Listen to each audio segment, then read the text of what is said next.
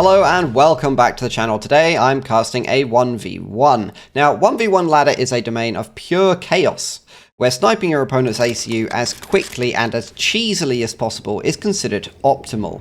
Now there are a few types of people who play 1v1, and they fall into three main categories. The first is tactical genius, the second is sweaty tryhard, and the third is Coker, who appears to be the only person enjoying himself. Now, every year, the top 1v1 players on the ladder fight out in an anime tournament arc called The Legend of the Stars, and that has two aims. The first is so they can win actual money in order to upgrade their melted CPUs, and the second is to prove once and for all who has the highest functioning autism. At this point, you're probably asking some questions like, why are the intros into the cast getting increasingly spicy? And the answer to that is simple. This video is doubling as my YouTube speedrun attempt in the any percent content strike category. I desperately need to reclaim what's left of my social life, and getting banned seems the only way of doing that. So, get yourself a nice cup of tea, sit yourself down, and prepare for a nice 1v1, a hectic 1v1 on De Rosa's Sanctuary. It's quite a difficult map to play. You've got these side areas up here with individual choke points that you kind of want to capture. In the middle, you've got this Aeon Retreat. It's a Aeon Holy World, this map. And around the sides, you've got all these mexes to fight over. There's going to be teching, you're going to have to do drops, you've got all these little choke points. Often this map does go to Tech 3. And the reason for that is that there's a huge amount of reclaim everywhere in all these rocks, these 175 rocks. And that will boost you up to Tech 3 really quick, or it will enable you to make a huge number of units right off the bat. Loads and loads of factories are possible. Now that I have done that, of course, I will need to completely restart the replay because it's not possible for me to remove the mass icons in this 3-year-old game. So we'll just restart that. Nobody will see anything. For the record, this replay was not easy to get hold of. I had to pull some strings to get hold of the original file. So, being a 1v1 game and a tournament game, we'll be splitting the screen and checking out our build orders.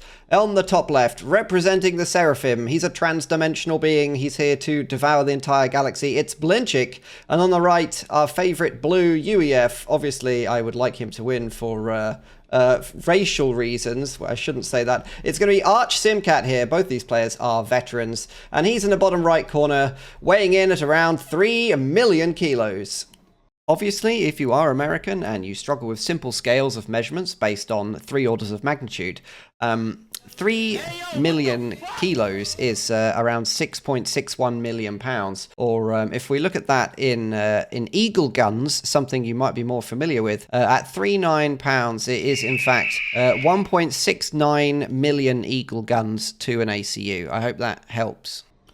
So let's check out our players. Lots and lots of E planned, lots of Tech 1 P-Gens, no Hydro here. So all the players just going to be building Tech 1 P-Gens and reclaiming to get their mass rather than making mexes. Now the main thing is that BllnChlk is going for a attack command reclaim and Arch is going for a manual reclaim.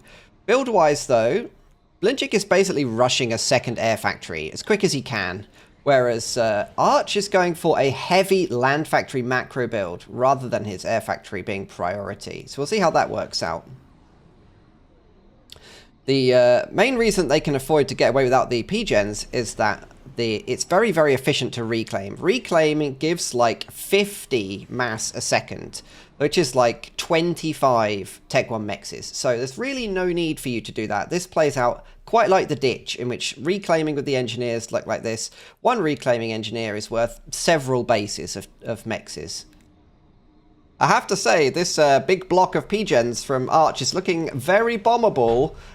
Is BllnChlk going to go kind of an early bomber here? No, he's just going to make scouts and inties. Let's check out the reclaim.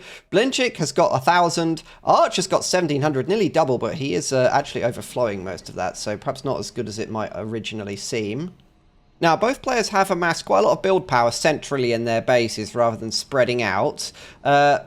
Arch is going for his third factory. BllnChlk, however, is opting to just go more P-Gens. And he started to collect mexes. Third factory for Arch, fourth factory for Arch. BllnChlk is still working on his air and mexes. This is a 4-to-1 factory advantage. He really is sacrificing a lot for this early air dominance build. It does seem likely he's going for an early drop, either on the top here where these 4 mexes are, or perhaps at the bottom or the other side of the map. Now, holding those with those choke points is really good. You get a whole bunch of mexes, a whole bunch of map control. He's got all his inties fighting in archsimkat's base. He's trying to establish air dominance. He's trying to camp the air factory. Maybe this is an early transport snipe that he's trying to do. And, okay, so the reason he's doing this, he's dropping an engineer here. Like, he's taking the middle rather than the sides. Okay. He did manage to force an anti-air railgun.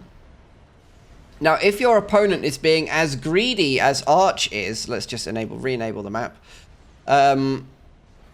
then bombing this is absolutely savage. And this is not what I would expect, especially in a tournament game.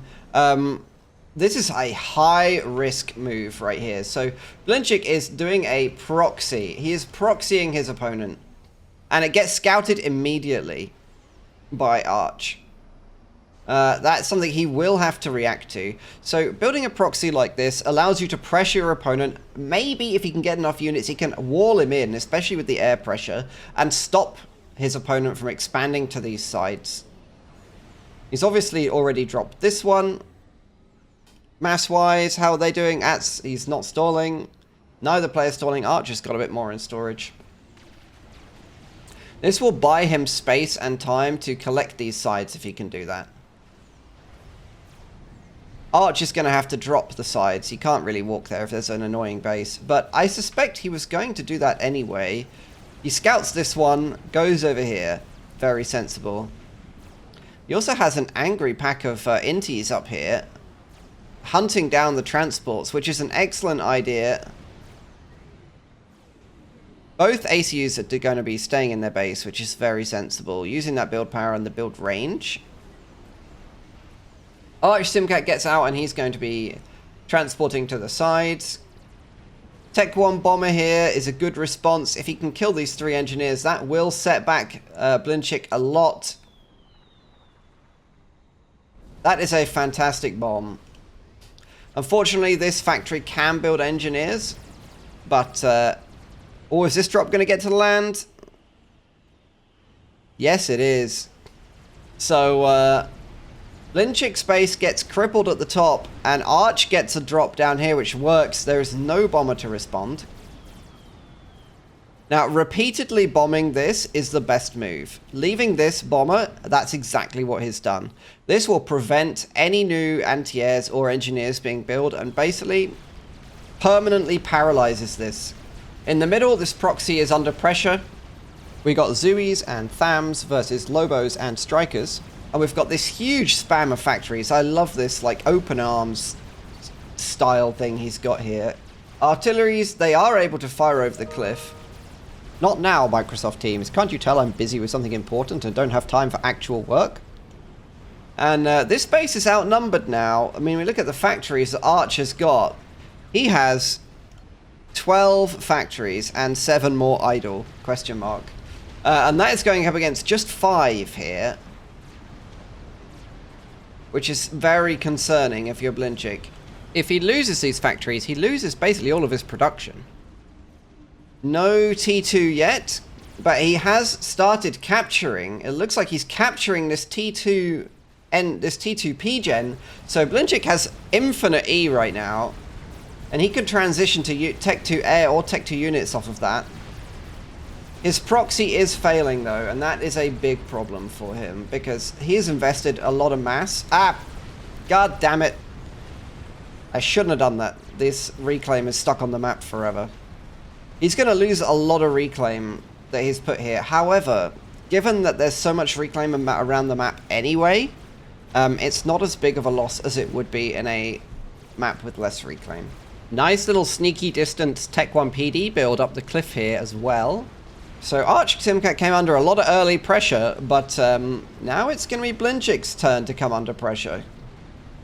He's got very little units up here because this got cucked by that Tech 1 bomber. And he's losing his proxy in the middle with no real way of fixing it. This is just going to get steamrolled. So what are his options? I mean, he could potentially fortify the middle, but he seems like he's going to be just only capturing Tech 2 P-Gens. To me, this is very questionable because he already has a huge amount of E overflow. mean, he could reclaim his Tech 1 P-gens. He's spending his extra E on this Tech 2 upgrade and his ACU. So he has no Tech 2 on his factories anywhere. Now, if he was to rush Tech 2 here in the middle, he might be able to build a couple of Tech 2 P-dens and hold this because the terrain is quite flat. So a couple of T2 P-gen, a couple of T2 point defense in here. It would be very effective. Let's do a quick tank count. Now, we've got 60 Tech 1 tanks and 30 artilleries. If we compare that to BllnChlk, he's got just 5 tanks and 2 RTs. So, militarily, BllnChlk is in serious problems. Especially since he doesn't seem to be wanting to defend this with any Tech 2. He's just capturing more and more and more P-gens, which...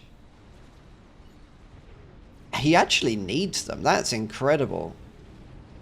These give 500 E each, and he still needs more. That's absolutely wild. What is he spending all that E on?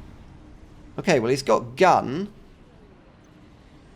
That's why he did it. He needed 1500 E a second for TML. That's like minus 1500 mass.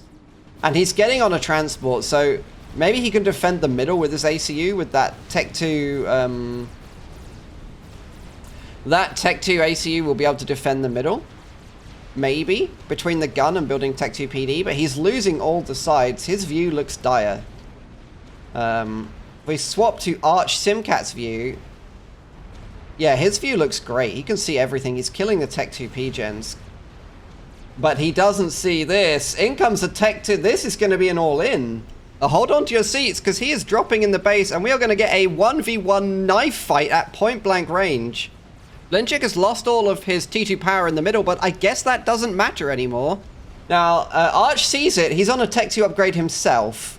I guess we just zoom in, because this seems like a Thunderdome moment to me. This is very much a 2 ACUs enter, 1 man leaves.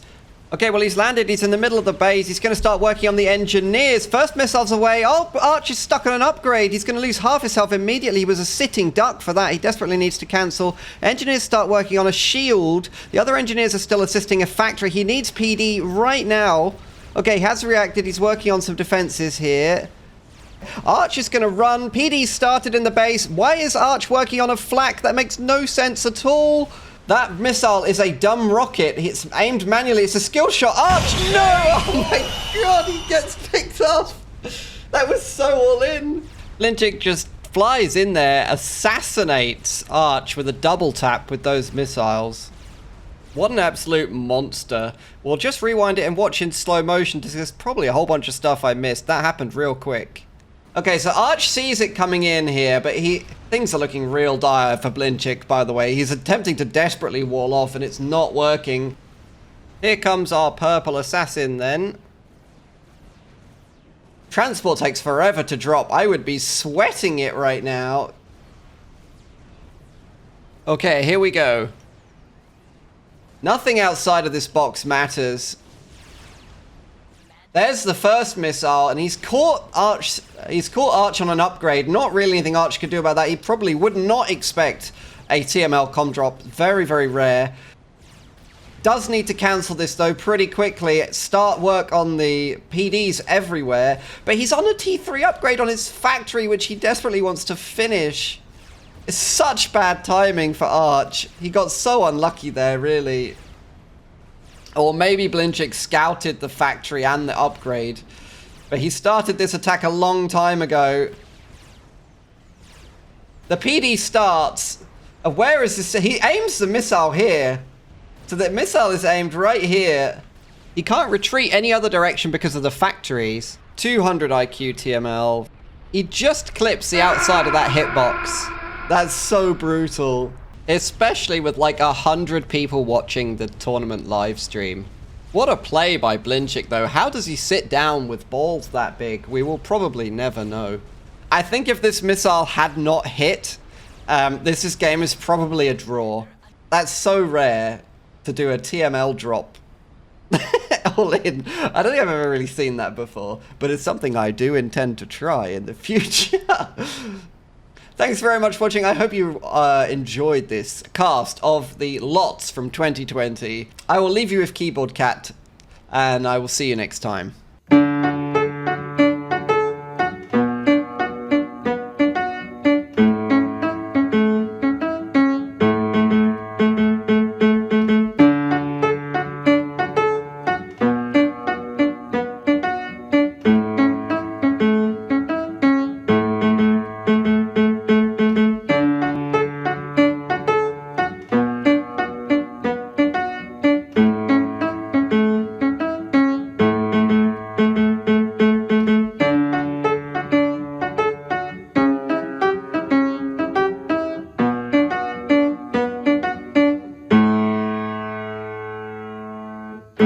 Did I think my life would turn out like this?